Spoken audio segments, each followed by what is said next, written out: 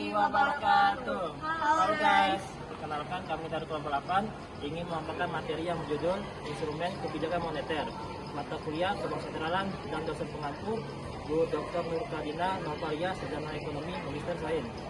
Perkenalkan, nama saya Bima Satria dan di sebelah saya Keisha Clara Anamita, sebelah saya Eka Sunarti. Baiklah, langsung saja masuk ke videonya. Let's go. Pernah nggak kamu dengar berita kayak Bank Indonesia menaikkan suku bunga acuan atau Bank Indonesia melakukan operasi pasar terbuka? Nah, semua itu adalah bagian dari kebijakan moneter, yaitu langkah-langkah yang dilakukan Bank Indonesia untuk menjaga kestabilan nilai rupiah, mengendalikan inflasi, dan menjaga pertumbuhan ekonomi tetap sehat. Tapi gimana caranya Bank Indonesia bisa ngatur uang yang beredar di masyarakat? Jawabannya ada di 4 instrumen utama kebijakan moneter.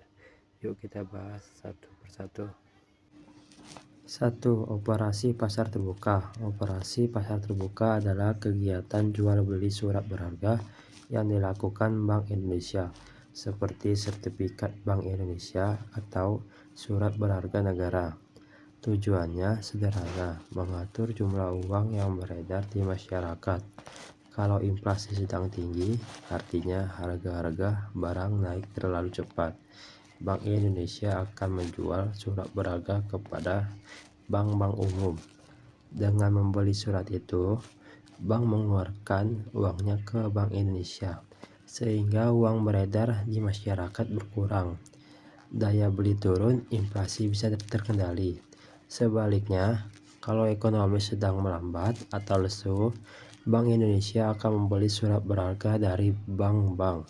Akibatnya, uang di bank bertambah, mereka bisa menyalurkan lebih banyak kredit, dan ekonomi pun kembali bergerak.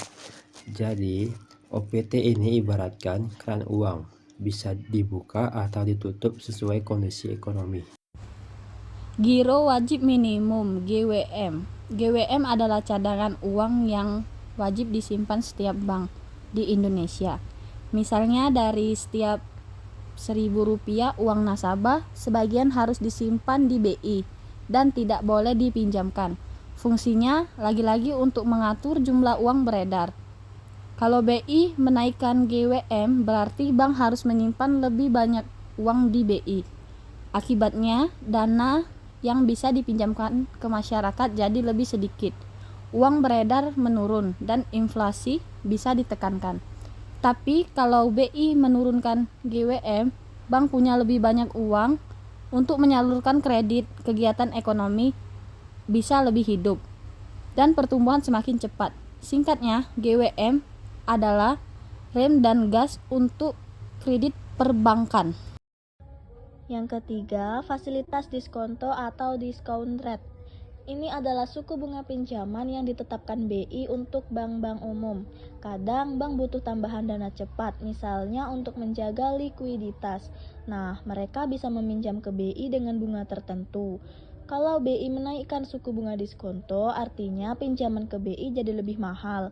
Bank jadi enggan meminjam, sehingga uang beredar di masyarakat berkurang. Sebaliknya, kalau BI menurunkan suku bunga diskonto, pinjaman jadi lebih murah, bank bisa menambah modal untuk kredit, dan ekonomi terdorong tumbuh. Jadi, fasilitas diskonto ini ibarat alat pengatur kecepatan ekonomi lewat bunga pinjaman. Dan yang keempat, intervensi valuta asing atau falas. Selain mengatur uang rupiah, BI juga punya tugas menjaga nilai tukar rupiah terhadap mata uang asing. Caranya lewat intervensi falas, membeli atau menjual dolar Amerika Serikat di pasar. Kalau rupiah melemah, misalnya $1 sama dengan 17.000, BI bisa menjual dolar untuk menambah pasokan falas di pasar, sehingga permintaan dolar turun dan rupiah menguat. Tapi kalau rupiah terlalu kuat, BI bisa membeli dolar untuk menambah cadangan devisa dan menjaga agar ekspor tetap kompetitif. Dengan begitu, nilai tukar rupiah tetap stabil dan percaya diri di pasar global. Jadi kesimpulannya, kebijakan moneter adalah langkah Bank Indonesia untuk mengatur uang agar ekonomi tetap stabil. Baiklah, itu saja kesimpulan yang bisa kami sampaikan.